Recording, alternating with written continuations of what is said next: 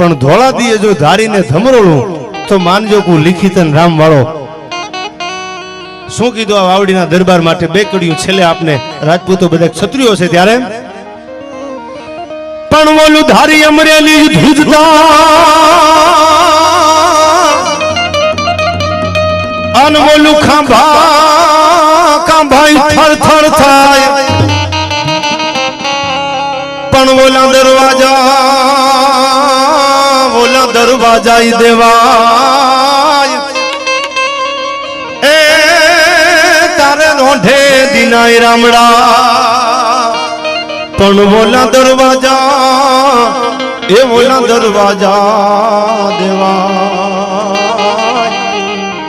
તારે રોંઢે દિનાય રામડા આ બહુ જૂનો શબ્દ આ ચારણ કવિએ દુહામાં વાપર્યો છે રોંઢો એટલે બપોરની વેળા ગુડ આફ્ટરનૂન એ બપોરના ટાણે દોઢેક નાડામાં હુરજ આવી ગયો ઈ ટાણે ધોળા દીએ જેના દરવાજા બંધ થઈ જાય કે કાં તો કે વાવડીનો રામવાળો બારવટે નીકળ્યો છે ગાયકવાડ સરકાર સામે આહા કેવું બારવટું આ છેલ્લી બે કડીયું કે મોલે રોવે મરાઠી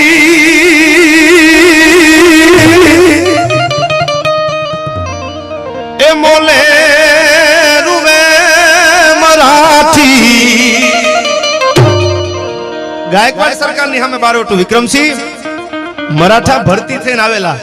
એટલે એને કીધું મરાઠાની બાયુ પોતાના કંથને પોતાના ધણીને ભલામણ કરે છે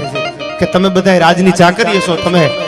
આ નોકરી કરો છો પણ જોજો અમે એવું નામ સાંભળ્યું છે કે વાવડીનો કોક ગાંઠી દરબાર રામવાળો બારવટે નીકળ્યો છે અને દુશ્મનને થરબવા માંડ્યો છે જોજો ક્યાંક એનો ભેટો ન થઈ જાય તમને નકર અમારા ચૂડીને ચાંદલા ભાંગી જાય અમારે આ મોલે બેઠા બેઠા રોવા સિવાય બીજો રસ્તો નથી તમે રામવાળાની ધ્યાન રાખજો એ ભલામણ પોતાના કંથને કરે છે એનું આ ગીત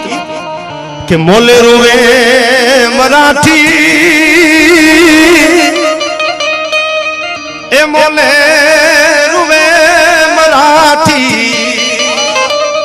એક તું છેડજો કાઠી લડવા માનો લાઠી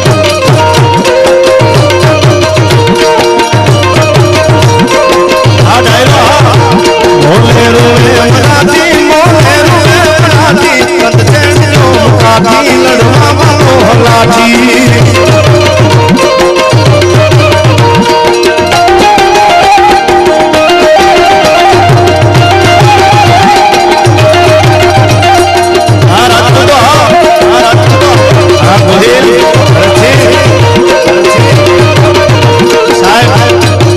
જેના કુટુંબમાં હમણાં થોડાક દી પહેલા જ એના પરિવારજનક એક એક્સપર્ટ થઈ ગયા છે છતાં એ માણસ આયા આ બધો ખીમાણા વાસ આ બધા તોય બેઠા છે આવીને આ પ્રોગ્રામમાં એને હજારો આઈથી સલામ કારણ કે સાહેબ બહુ જૂનો એક ભગત બાપુનો દોહો છે કે મીઠપ વાળા માનવી જેથી જગ છોડીને જાય તેથી કાગા એની કાણું ઘરે ઘરે મંડાય આ ખંભે હજી પનિયા છે મને ખબર છે આ ઊભા નથી થતા પૈસા ઉડાડવા એનું કારણ ઈ જ છે કે હજી જાજો દિવસો નથી થયા આપણે આમાં રૂડા ન લાગી પણ આવું પણ એક ફરજ બને છે એને હજારો સલામ આઈથી સાહેબ જે મરદ માણા ડાયો માણા સજ્જન માણા મરે ને પછી ઘરે ઘરે એની કાણું હોય બાકી ઘર ખોદિયા મરી જાય ને તો ત્રીજી સોસાયટીમાં ખબર ન હોય કોણ ગુજરી ગયું કોણ જીવે છે ભાઈ હા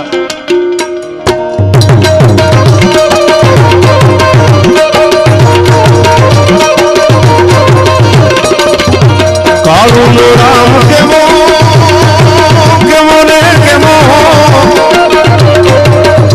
કાળું ભાનો રામ કેવો જૂઠે ઘટાણ જેવો આશીર્વાદ એવો દિલથી જમીન દેવો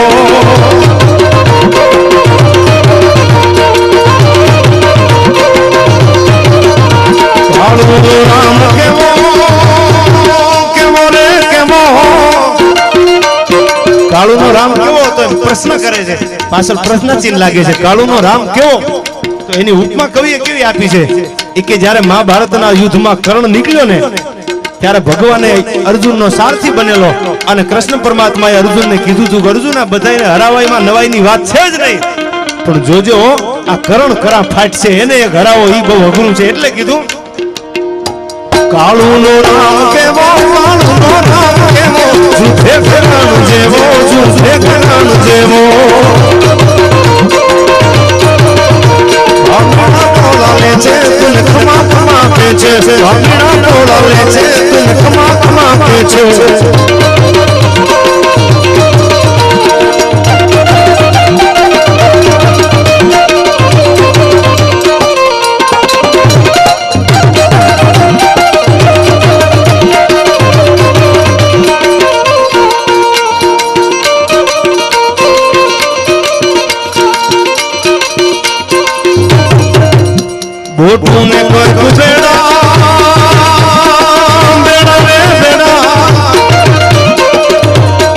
તું ને કંક બેટા જબ જબ નાદ દેણા નરવું તુરે નેડા બંધ કિયા કંક કેડા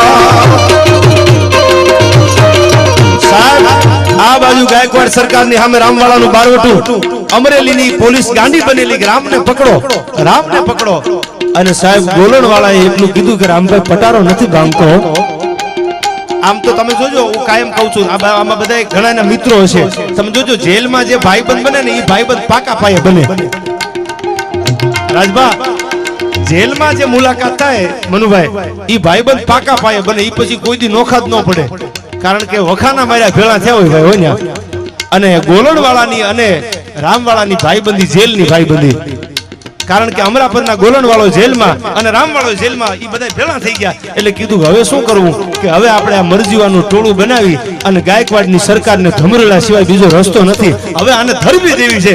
ડોહા પટેલ માથું કાઢી ગયો છે ને તરવારના ઝાટકે વેતરી નાખવો છે ભાઈ અને પછી ગોલણવાળાએ કીધું કે રામભાઈ પટારો નથી ભાંગતો અરે ગોલણવાળા પટારો ન ભાંગે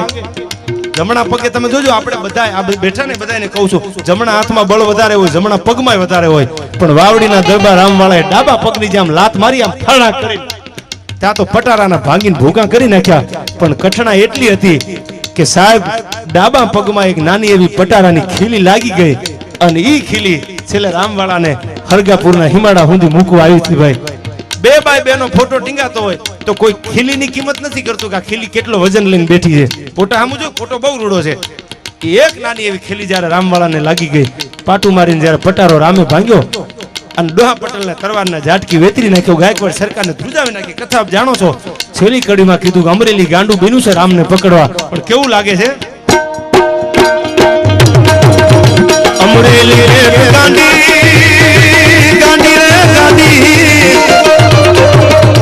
અમરેલી રે ગાંડી ત્યાં છે પોલીસ ગાડી ગોપત ચલાવ ગાડી ની સામવીન માંડી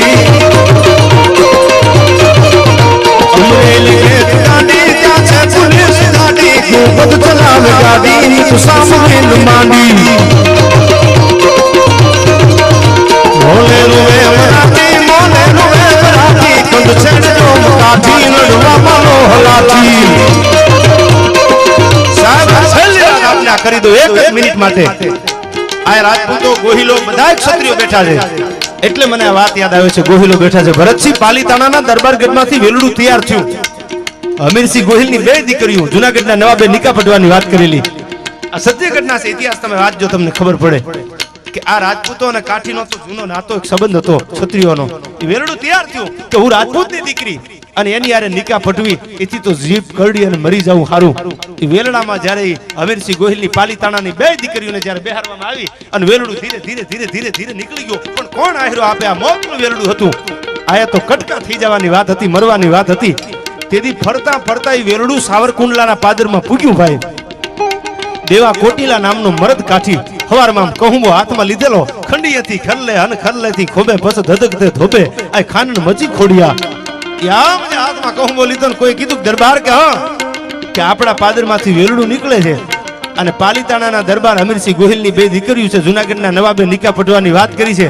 દરબાર પાલીતાણામાંથી વેલડું નીકળ્યું છે અને કુંડલામાંથી વેલડું આવી વયું જાય તો આપણી કાઠિયાવાડની માથે પાણી ફરી જાય હો જીવું ઝેર થઈ જાય મૂછની માથે તા દઈ અને હાથમાં લીધેલો કહુંબો આમ ઢોળી નાખ્યો અને કીધું વેલડું બોલાવી લ્યો દરબારગઢમાં વેલડું દરબારગઢમાં આવ્યું સાવરકુંડલામાં અને 2 દીકરીઓને માથે હાથ મૂકીને કીધું અમીરસિંહ ગોહિલની દીકરીઓ હાથ મારી દીકરીઓ મારી બેન હું દેવો કોટીલો પ્રતિજ્ઞા કરું છું કે હવે જૂનાગઢના નવાબને કહું છું મોડું ન કરતો પાણી નો કરશું